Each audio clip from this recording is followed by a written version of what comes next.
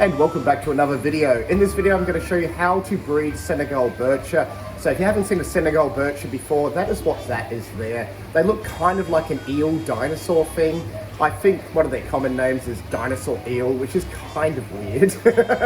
But they are an African fish. They're called Senegal Bichir because they do come from Senegal, as well as I think about 20 plus other African countries. So they sort of live all around Africa. Very, very cool fish. A lot of people don't seem to be able to breed them for some reason. I've bred them a few times. I think the first time was about 6 or 7 years ago. So I'm going to go through the basics of how to do that, how to figure out males and females. We're going to do that now. So if you look on the screen, males have the little flat fin that looks like a hand. The females have got like a longer pointed fin. So obviously if you want to breed them, you need males and females. With my group, and I started off initially with 2 boys and 2 girls. 1 girl jumped out. That happens with fish. 2 boys, 1 girl is perfectly fine. You can breed them in pairs as well. So if you've got 1 boy and 1 girl, not a problem. You want to condition the girls, so lots of meaty food, so fresh cut up shellfish, frozen worms, live bloodworms, live black worms, live any worms pretty much. You just want lots and lots of meaty food so the female's well conditioned so she'll lay eggs. To trigger them, all I do is exactly the same as breeding tetras. So where they live in the wild, there's a wet and a dry season. They breed in the wet season. So when it rains, the rain alters the water chemistry. You want the water to be slightly cooler than your normal tank setup. I run mine anything from 23 degrees Celsius, and Fahrenheit's on this little screen there. Anything from 23 degrees Celsius up to about 29 degrees Celsius, depending on the year, because we're in the subtropics. And the ambient temperature affects what the tank temperature is. Ideally, if you have them about 25, 26 degrees, you want to do a little water change with softer water, and softer water means a lower general hardness, so less minerals in the water. You can use reverse osmosis water, you can use pure rainwater, but you want to do about a 15-20% water change with lower water hardness water, a pH about 6.5 to 7, and then that will generally trigger them if the female is conditioned.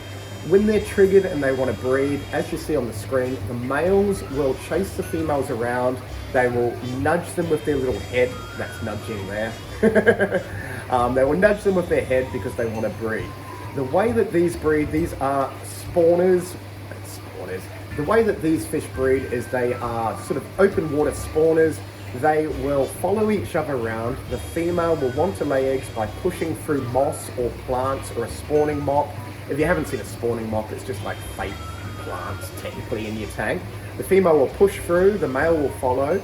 The male will cup the female with that weird little hand fin. She will lay eggs, he will fertilize them with that fin, because that's where his bits are. I know, we're high tech, aren't we? And then he will scatter them in the plant. So she technically releases the eggs, he grabs them, he fertilizes them, and then he scatters them in the plant. The only problem with this is if you've got other fish in your tank, the other fish are going to hunt all the eggs down because that is technically fish food for them. And the male and the female, once they lose a little bit of interest, they're going to turn around and they're going to try and get the eggs as well. So you want to sort of be cautious and make sure that you can be there when they're spawning or have a lot of plants in your tank. Otherwise, they're just going to turn around, eat all the eggs. You're not going to have any eggs to actually save, if that makes sense. And once you've actually got the eggs, they will be attached to a moss or a spawning mop. Place them in a little tub. You can have an air stone going in there. You again want it between 23 and 27 degrees Celsius. They're going to hatch within a few days. They look like tiny, tiny little tadpoles. They are one of the smallest fish for such a large fish that you can get. A little bit difficult to raise. The first main foods that I feed them are things like micro worms, which is a tiny little worm. Obviously, that's why they're called micro worms.